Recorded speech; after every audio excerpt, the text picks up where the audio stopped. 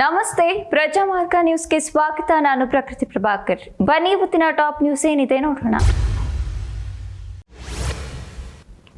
Mandya BJP ಪ್ರತಿಭಟನೆ ವಿಚಾರವಾಗಿ ಬೆಂಗಳೂರಿನಲ್ಲಿ ಸಿಎಂ ಸಿದ್ದರಾಮಯ್ಯ ಪ್ರತಿಕ್ರಿಯಿಸಿದ್ದಾರೆ.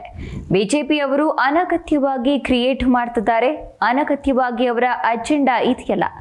ಅವರು ಪರ್ಮಿಷನ್ ತೆಗೆದುಕೊಂಡಿರೋದು ನ್ಯಾಷನಲ್ ಫ್ಲಾಗ್ ಮತ್ತು ಕನ್ನಡ ಧ್ವಜ ಹಾರಿಸ್ತೀವಿ ಅಂತ. ನಮಗೆ ಯಾವ ಅಜೆಂಡಕ್ಕೂ ವಿರೋಧವಿಲ್ಲ ಎಂದು ನಗರದಲ್ಲಿ ಸಿಎಂ ಸಿದ್ದರಾಮಯ್ಯ ಹೇಳಿದ್ದಾರೆ.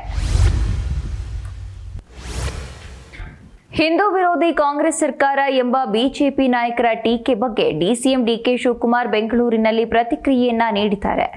ಯಾರು ಹಿಂದೂ ವಿರೋಧಿ? ನಾವೆಲ್ಲರೂ ಕೂಡ ಮೊದಲು ಭಾರತೀಯರು. ಅಲ್ಲಿ ದಲಿತ ಸಂಘರ್ಷ ಸಮಿತಿ, ಕೆಂಪೇಗೌಡ ಸಮಿತಿ ಸೇರಿದಂತೆ ಅನೇಕರು ನಾವು ಬಾವುಟ ಹಾಕುತ್ತೇವೆ ಎಂದು ಕೇಳುತ್ತಿದ್ದಾರೆ. ನಾವೆಲ್ಲರೂ ಕೂಡ ಹಿಂದೂಗಳಲ್ಲವೇ? ನಮ್ಮ ಹಳ್ಳಿಯಲ್ಲಿರುವ ಜನ ಹಿಂದೂಗಳಲ್ಲವೇ? ಸಮಾಜದಲ್ಲಿ ಅಶಾಂತಿ ಮೂಡಿಸಲು ಬಿಜೆಪಿ ಈ ಪ್ರಯತ್ನವನ್ನ ಮಾಡ್ತಿದೆ ಎಂದಿದ್ದಾರೆ.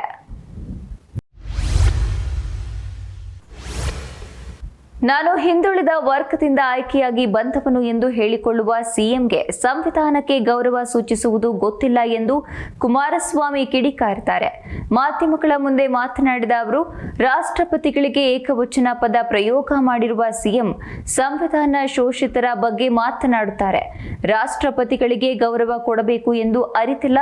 ಮೋದಿ ಶೋಷಿತ ವರ್ಗದಿಂದಲೇ ಬಂದಿರುವುದು. ಬಜೆಟ್ನಲ್ಲಿ ಶೋಷಿತರಿಗೆ ಸಿಎಂ ಮಾಡಿದ್ದೇನು ಎಂದು ಎಚ್.ಡಿ. ಕುಮಾರಸ್ವಾಮಿ ಪ್ರಶ್ನೆಯನ್ನ ಮಾಡಿದ್ದಾರೆ. ಮಂಡ್ಯದ ಕೆರಗೋಡಿನಲ್ಲಿ ಹನುಮಧ್ವಜ ತೆರವು ವಿಚಾರಕ್ಕೆ ಹೋರಾಟದ ವಿಚಾರವಾಗಿ ಬೆಂಗಳೂರಿನ ಮೈಸೂರು ಬ್ಯಾಂಕ್ ವೃತ್ತದ ಬಳಿ ಬಿಜೆಪಿ ಪ್ರತಿಭಟನೆ ಹಿನ್ನೆಲೆಯಲ್ಲಿ ಭಾರೀ ಪೊಲೀಸ್ ಬಂದೋಬಸ್ತ್ ಮಾಡಲಾಗಿತ್ತು.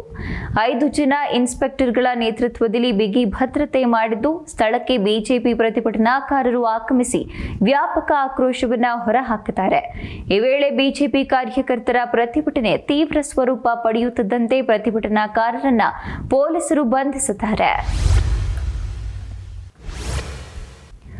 ರಾಷ್ಟ್ರಪತಿ ದ್ರೌಪದಿ ಮುರ್ಮು ಬಗ್ಗೆ ಸಿಎಂ ಸಿದ್ದರಾಮಯ್ಯ ಏಕವಚನ ಪದ ಪ್ರಯೋಗಿಸಿದ್ದಕ್ಕೆ ಬಿಜೆಪಿ ರಾಜ್ಯಾಧ್ಯಕ್ಷ ಬಿವೈ ವಿಜಯೇಂದ್ರ ಕಿಡಿಕಾರಿದ್ದಾರೆ. ಬೆಂಗಳೂರಿನಲ್ಲಿ ಮಾತನಾಡಿದ ಅವರು, ಸಿದ್ದರಾಮಯ್ಯ ಅನುಭವಿ ಮುಖ್ಯಮಂತ್ರಿಗಳು. ಇಂತಹ ಹಿರಿಯರು ರಾಷ್ಟ್ರಪತಿ ಅವರಿಗೆ ಅಗೌರವವಾಗಿ ಮಾತನಾಡುತ್ತಾರೆ ಅಂತ ನಿರೀಕ್ಷೆ ಮಾಡಿರಲಿಲ್ಲ. ರಾಷ್ಟ್ರಪತಿ ಸ್ಥಾನಕ್ಕೆ ಸಿಎಂ ಅಗೌರವ ತೋರಿಸಿದ್ದಾರೆ. ಇದು ಅಕ್ಷಮ್ಯ ಅಪರಾಧ ಅಂತ ಕಿಡಿಕಾರಿದ್ರು. ರಾಜ್ಯದಲ್ಲಿ ಫೆಬ್ರವರಿ 1ರಂದು ಕಾರ್ಮಿಕ ಸಂಘಟನೆಗಳಿಂದ ಪ್ರತಿಭಟನೆ ನಡೆಯಲಿದೆ. ಬಿಡಿಯೂಟ, ಅಂಗನವಾಡಿ, ಆಶಾ ಕೈಗಾರಿಕಾ, ಕಟ್ಟಡ ಸಾರಿಗೆ, ಬೀಡಿ, ಬ್ಯಾಂಕ್, ಗಣಿ ಕಾರ್ಮಿಕರು ಹಾಗೂ ಪ್ಲಾಂಟೇಶನ್ ಕಾರ್ಮಿಕರಿಂದ ಪ್ರತಿಭಟನೆ ನಡೆಯಲಿದೆ.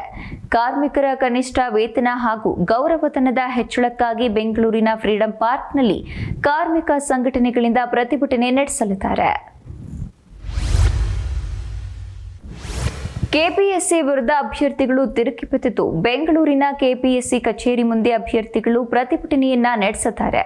ಅಭ್ಯರ್ಥಿಗಳ ಅಂತಿಮ ಪಟ್ಟಿ ಕೆಪಿಎಸ್ಸಿ ಬಿಡುಗಡೆ ಮಾಡಿದೆ. 2022ರಲ್ಲಿ ಗ್ರಾಮೀಣ ಕುಡಿಯುವ ನೀರು ಮತ್ತು ನೈರ್ಮಲ್ಯ ಇಲಾಖೆಯಲ್ಲಿ 436 ಹುದ್ದೆಗಳಿಗೆ ಅರ್ಜಿ ಹಾಕಿದ್ದಾರೆ. ಆದರೆ ಇಲ್ಲಿಯವರೆಗೂ ಅಂತಿಮ ಪಟ್ಟಿ ಕೆಪಿಎಸ್ಸಿ ಬಿಡುಗಡೆ ಮಾಡಿಲ್ಲ. ಹೀಗಾಗಿ ಕೂಡಲೇ ಅಂತಿಮ ಪಟ್ಟಿ ಬಿಡುಗಡೆ ಮಾಡಲು ಅಭ್ಯರ್ಥಿಗಳು ಪಟ್ಟು ಹಿಡಿದಿದ್ದಾರೆ. ಅಯೋಧ್ಯೆಯಲ್ಲಿ ರಾಮ ಮಂದಿರದಲ್ಲಿ ಪ್ರತಿಷ್ಠಾಪನೆಗೊಂಡಿರುವ ರಾಮಲಲ್ಲಾ ಪ್ರತಿಮೆಯನ್ನ ನಿರ್ಮಿಸಿದ ಶಿಲ್ಪಿ ಅರುಣ್ ಯೋಗಿರಾಜ್ ಅವರನ್ನ ರಾಜ್ಯಪಾಲ ತಾವರ್ ಚಂದ್ ಗೆಹ್ಲೋಟ್ ರಾಜಭವನದಲ್ಲಿ ಸನ್ಮಾನಿಸಿದ್ದಾರೆ. ಕುಟುಂಬ ಸಮೇತರಾಗಿ ರಾಜ್ಯಪಾಲರಾದ ತಾವರ್ ಚಂದ್ ಗೆಹ್ಲೋಟ್ ಅವರು ಅರುಣ್ ಯೋಗಿರಾಜ್ ಅವರಿಗೆ ಸಾಂಪ್ರದಾಯಿಕ ಮೈಸೂರು ಪೇಟೆ ತೊಡಿಸಿ ಶಾಲು ಹೊದಿಸಿ ಗೌರವವನ್ನ ಸಮರ್ಪಿಸಿದ್ರು.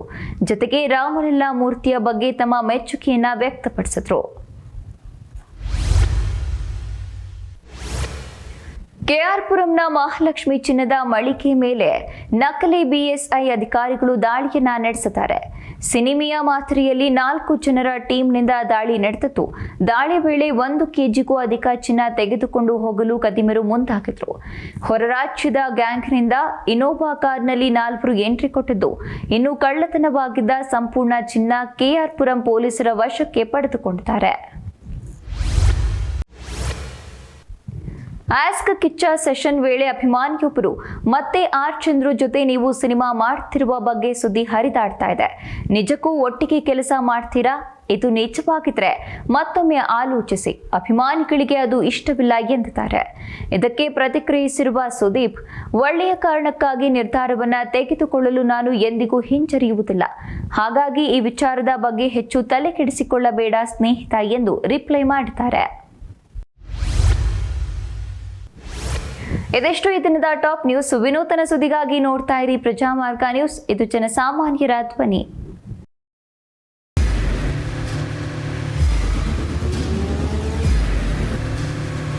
ಪ್ರಜಾಮಾರ್ಗ ನ್ಯೂಸ್, ಇದು ಜನಸಾಮಾನ್ಯರ ಧ್ವನಿ.